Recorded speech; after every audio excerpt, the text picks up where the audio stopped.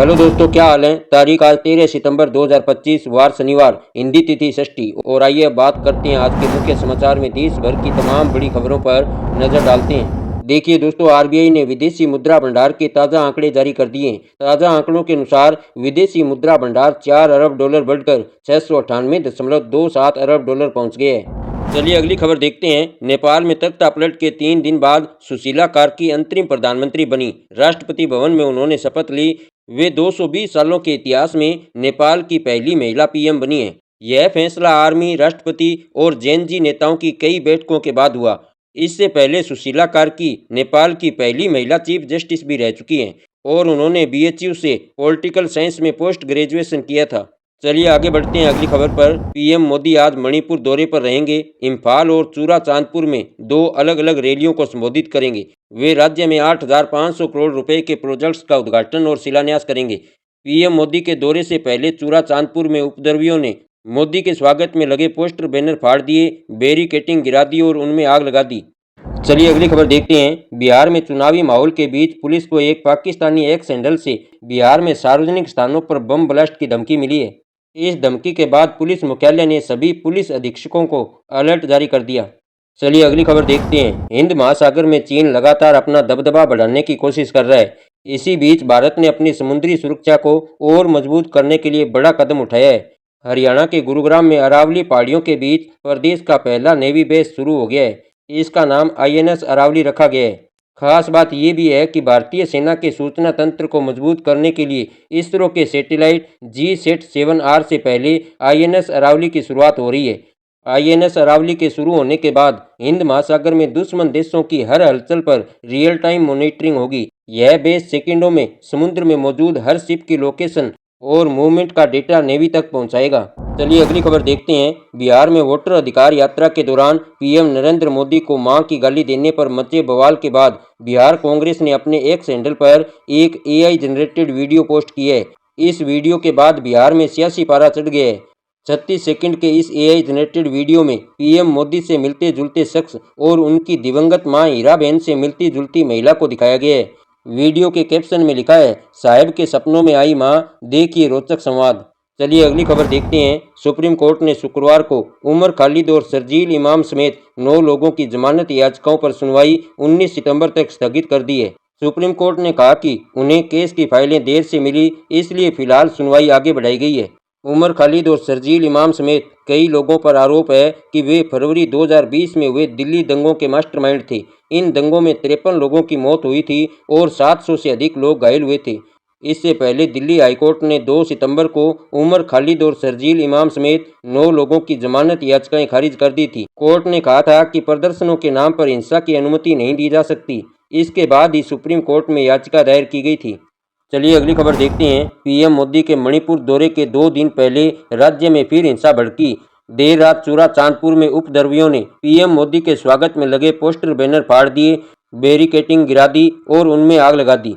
यह घटना पिसोनमुन गांव में हुई, जो चूरा चांदपुर पुलिस स्टेशन से लगभग 5 किलोमीटर दूर है। पुलिस ने उपद्रवियों को भगाया और लाठीचार्ज भी किया। हालांकि कितने घायल हुए हैं, इसकी जानकारी सामने नहीं आई है। चलिए अगली खबर देखते हैं। कांग्रेस सांसद और लोकसभा में विपक्ष के नेता राहुल गांधी ने पीएम नरेंद्र मोदी की मणिपुर यात्रा पर सवाल उठाए हैं। उन्होंने शुक्रवार को कहा कि मणिपुर में लंबे समय से हिंसा हो रही है, अच्छा है कि प्रधानमंत्री वहां जा रहे हैं। गुजरात के जूनागढ़ में मीडिया से बात करते हुए राहुल गांधी ने कहा कि मणिपुर का मुद्दा लंबे समय से चल रहा है, लेकिन अब देश का सबसे बड़ा मुद्दा वोट चोरी है। हरियाणा और महाराष्ट्र में जनादेश छीना गया, लोग अब हर जगह पीएम को वोट चोर कहने लगे हैं। राहुल गांधी ने कहा कि चुनावों में धांधली कर सरकारें बनाई जा रही है और जनता का विश्वास टूट रहा है। दरअसल दोस्तों, मई 2023 से शुरू हुई मणिपुर हिंसा के बाद से प्रधानमंत्री शनिवार को पहली बार वहां जा रहे हैं। मोदी यहां करीब 7,300 करोड़ रुपए की योजनाओं का शिलान्यास और 1,200 करोड़ रुपए की परियोजनाओं का उद्घाटन करेंगे। चलिए अगली खबर देखते हैं। सुप्रीम कोर्ट ने शुक्रवार को दिल्ली में पटाखों को बैन करने के आदेश को चुनौती देने वाली याचिका पर सुनवाई की। चीफ जस्टिस BR गवई ने कहा कि अगर दिल्ली NCR के शहरों को साफ हवा का हक है तो दूसरे शहरों के लोगों को क्यों नहीं। अगर पटाखों पर प्रतिबंध लगाना है तो पूरे देश में बैन करना चाहिए। साफ हवा का अधिकार सिर्फ दिल्ली NCR तक सीमित नहीं रह सकता, बल्कि पूरे देश के नागरिकों को मिलना चाहिए। पर्यावरण संबंधी जो भी नीति हो वह पूरे देश में होनी चाहिए। हम सिर्फ दिल्ली के लिए इसलिए नीति नहीं बना सकते क्योंकि यहाँ देश का एलिट क्लास है। चलिए अगली खबर देखते हैं। किस्त पर खरीदे गए फोन का लोन नहीं चुका पाए तो बैंक दूर से ही कर देंगे लॉक, आरबीआई कर रहा तैयारी। जी हाँ दोस्तों, भारतीय रिजर्व बैंक यानी आरबीआई छोटे लोन वसूलने के लिए बैंकों और वित्तीय संस्थाओं को और सख्ती देने की तैयारी कर रहा है। सूत्रों के मुताबिक अगर कोई ग्राहक किस्त पर खरीदे गए मोबाइल फोन का लोन नहीं चुकाता है तो बैंक दूर से ही फोन को लॉक कर सकेंगे। यह कदम बकाया लोन की वसूली को आसान बनाने के लिए उठाया जा रहा है। हालांकि यह भी आशंका जताई जा रही है कि इसके चलते उपभोक्ता के अधिकारों को लेकर विवाद खड़ा हो सकता है। चलिए अगली खबर देखते हैं। निर्यातकों के लिए 22.5 अरब का पैकेज लाने की तैयारी, बिना गारंटी सस्ते ब्याज पर कर्ज दे सकती है सरकार। जी हां दोस्तों, सरकार ने 50% अमेरिकी टैरिफ से प्रभावित निर्यातकों की मदद के लिए एक व्यापार राहत पैकेज लाने की योजना बनाई है। ब्लूमबर्ग की रिपोर्ट के मुताबिक यह राहत पैकेज 22.5 अरब रुपए यानी 25.5 करोड़ डॉलर का हो सकता है। रिपोर्ट के मुताबिक वाणिज्य एवं उद्योग मंत्रालय इस पैकेज के तहत प्रभावित निर्यातकों को बिना किसी गारंटी के रियायती ब्याज दरों पर कर्ज दिया जा सकता है। हालांकि सरकार ने अभी तक इस संभावित पैकेज के बारे में कोई आधिकारिक जानकारी नहीं दी है। रिपोर्ट में कहा गया है कि राहत पैकेज की इस योजना को केंद्रीय मंत्रिमंडल इस सप्ताह या आने वाले दिनों में मंजूरी दे सकता है। चलिए अगली खबर देखते हैं। दिल्ली और बॉम्बे हाईकोर्ट को शुक्रवार को बम की धमकी मिली। पहले दिल्ली हाईकोर्ट को भेजे ईमेल में कोर्ट रूम में 3 बम रखे होने की जानकारी दी गई। इसमें दोपहर 2 बजे तक कोर्ट कैंपस को खाली करने को कहा गया। इसके बाद पुलिस ने कोर्ट को खाली कराया। बम स्क्वाड ने तलाशी ली लेकिन बम की धमकी झूठी निकली। इसी बीच बम की धमकी वाला मेल बॉम्बे हाईकोर्ट को मिला। इसके बाद कोर्ट खाली करा लिया गया। यहाँ पर भी जांच में कुछ नहीं मिला। दोनों जगह करीब 2 घंटे तलाशी ली गई। चलिए अगली खबर देखते हैं। नवनिर्वाचित उपराष्ट्रपति सीपी राधाकृष्णन ने 15वें उपराष्ट्रपति पद की शपथ ली। राष्ट्रपति भवन में राष्ट्रपति द्रौपदी मुर्मू ने राधाकृष्णन को शपथ दिलाई। सीपी राधाकृष्णन का कार्यकाल 11 सितंबर 2030 तक होगा। इस दौरान पीएम मोदी, गृह मंत्री अमित शाह, रक्षा मंत्री राजनाथ सिंह समेत कई राज्यों के मुख्यमंत्री शामिल हुए। पूर्व उपराष्ट्रपति हामिद अंसारी और वेंकैया नायडू भी समारोह में पहुंचे। चलिए अगली खबर देखते हैं। सुप्रीम कोर्ट ने शुक्रवार को राजनीतिक दलों में बढ़ते भ्रष्टाचार और मनी लॉन्ड्रिंग से जुड़ी याचिका पर केंद्र सरकार और चुनाव आयोग को नोटिस भेजा है।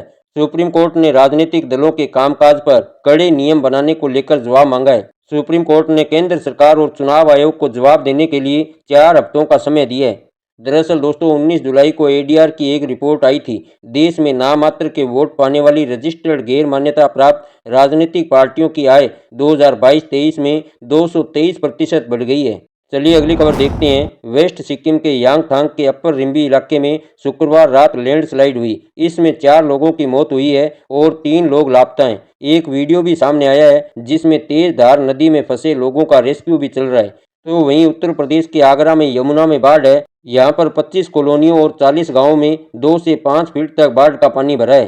ताजमहल के पीछे बना पार्क पूरी तरह से डूब गया है। बाढ़ के चलते 5000 से ज़्यादा लोग रिलीफ कैंप में। वहीं हिमाचल प्रदेश में 20 जून से अब तक बारिश और बाढ़ के कारण 380 लोगों की मौत हो चुकी है और 40 लोग लापता हैं। सबसे ज़्यादा मौतें लैंडस्लाइड में हुई है। बादल फटने से 17 लोगों की मौत हुई है। अभी भी 3 नेशनल हाईवे समेत 500 से ज़्यादा सड़कें बंद हैं। चलिए अगली खबर देखते हैं। हिंदुस्तान एरोनॉटिक्स लिमिटेड HAL नवंबर में भारतीय वायुसेना को 2 तेजस मार्क 1A फाइटर जेट सौंपेगी। अधिकारियों का कहना है कि उसे अमेरिकी रक्षा कंपनी GE एरोस्पेस से एक जेट इंजन मिल गया है।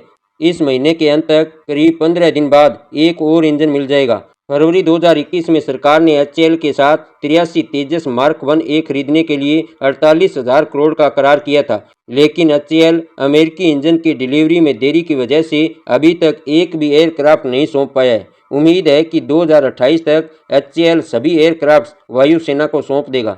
चलिए अगली खबर देखते हैं। सुप्रीम कोर्ट ने अपने हाई सिक्योरिटी जोन घोषित किए गए मुख्य परिसर में फोटोग्राफी, सोशल मीडिया रील बनाने और वीडियोग्राफी करने पर बैन लगा दिया है।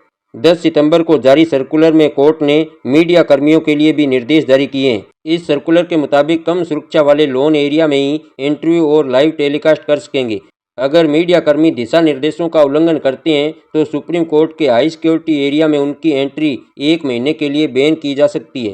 सुरक्षा कर्मियों के पास किसी भी व्यक्ति, कर्मचारी, सदस्य, वकीलों और आने वाले लोगों को इस जोन के अंदर तस्वीरें लेने या वीडियो बनाने से रोकने का अधिकार होगा। चलिए अगली खबर देखते हैं। मॉरिशस के पीएम नवीन चंद्र रामगुलाम पत्नी के साथ शुक्रवार दोपहर अयोध्या पहुंचे। एयरपोर्ट पर सीएम योगी ने उन्हें बुके देकर स्वागत किया। इसके बाद मॉरिशस के पीएम अपनी पत्नी और डेलीगेट्स के साथ राम मंदिर पहुंचे। यहां उन्होंने 25 मिनट तक रामलला के दर्शन पूजन किए। करीब 45 मिनट तक अयोध्या में रहे। इसके बाद देहरादून के लिए रवाना हो गए।